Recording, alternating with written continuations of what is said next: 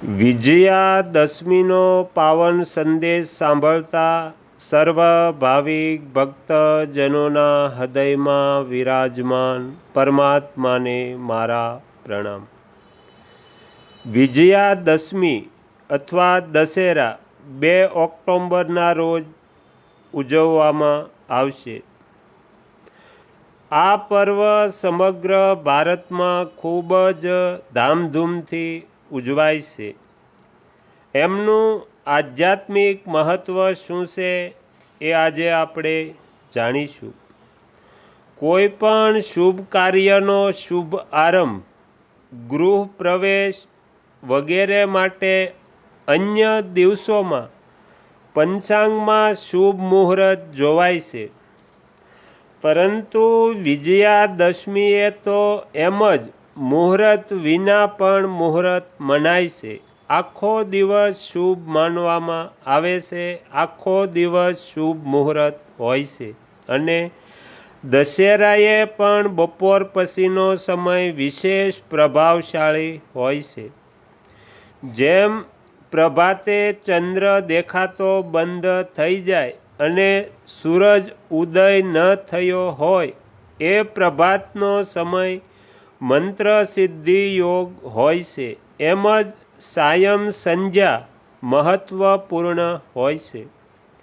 સાયં સંધ્યા અને પછી દશેરાનો દિવસ, આ દિવસે જેટલા પણ ધ્યાન જપ કરી શકાય, પ્રસન્ન રહી શકો છો, મૌન રહી શકો અને અનેક ગણું ફળ પ્રાપ્ત થાય છે।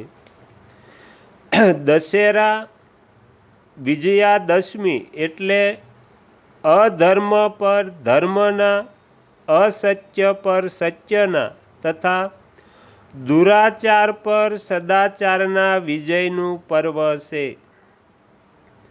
આ જ દિવસે ભગવાન શ્રીરામે દુષ્ટ દશાનનનો વધ કરીને પૃથ્વીનો ભાર હલકો કર્યો હતો। વિજયાદશમી આપને પણ એ સંદેશ આપે છે કે અધર્મ અને અનીતિ ભલે કેટલી પણ બળવાન દેખાય, તો પણ અટકવું ન જોઈએ, ડરવું ન જોઈએ, નિરાશ ન થવું જોઈએ। સંગઠિત થઈને બુદ્ધિ અને બળપૂર્વક એનો સામનો કરવો જોઈએ।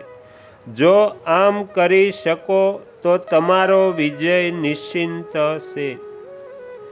યજ્ઞયાગ જપ તપ ન કરનારા કરનારા સારા છે, પરંતુ આ ઉપરથી વેખરીથી કરવામાં આવશે। મધ્યમાં પશ્યંતી અને પરાની યાત્રા જ્યાં સુધી નહીં થાય, ત્યાં સુધી અંદરની શક્તિ પ્રગટ થતી નથી, અને જ્યાં સુધી આ બળ પ્રગટ નહીં થાય, ત્યાં સુધી વિકાર દબાવતા રહે છે અને પરિસ્થિતિઓ કચડતી રહે છે। કેટલાય લોકો ધન એકત્ર કરીને, કેટલાય સત્તા પામીને, કેટલાય પરિચય બનાવીને બળવાન બનવા ઈચ્છે છે। હકીકતમાં આ નિર્બળતાને છુપાવવાની અથવા પોતાને છેતરવાની રીત છે। આનાથી તમે બળવાન તો નહીં બની શકો, ઉલટા વધારે ખોખલા થતા જાઓ છો।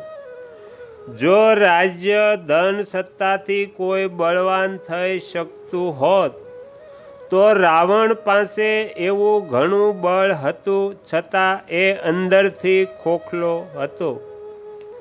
જ્યાં સુધી અંદરની શક્તિ જાગૃત નહીં થાય, જ્યાં સુધી તમે અસીમથી પોતાની એકતાનો અનુભવ કરવા માટે કટિબદ્ધ નહીં થાઓ, ત્યાં સુધી તમારી શક્તિ સીમિત રહેશે, અને સીમિત શક્તિ ક્યારેય પણ ક્ષીણ થઈ શકે છે। તળાવમાં હજારો ગેલન પાણી પડ્યું છે, છતાં એ સીમિત છે।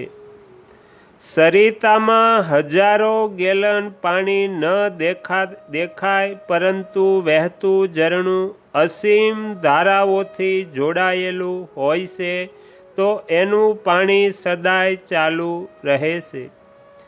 એમ જ તમારી પાસે ભલે થોડુંક જ બળ, ધન, સત્તા, પરિચય દેખાય, ન પણ દેખાય તો પણ તમે અંદરની એ અવિરલ ધારા સાથે, ચેતના સાથે જોડાયેલા હશો, તો તમને હરાવવા માટે સંસારની બધી શક્તિઓ પણ પ્રભાવહીન થઈ જશે. તમને મારવા માટે કાળની શક્તિ કામ નહીં કરે. એવું તમારી અંદર છે, તમે જાણતા નથી. નહીંતર જગતમાં તમારાથી શ્રેષ્ઠ કોઈ દેવી દેવતા નથી. એમનું આધાર સ્વરૂપ ચૈતન્ય તમારી અંદર વિદ્યમાન છે.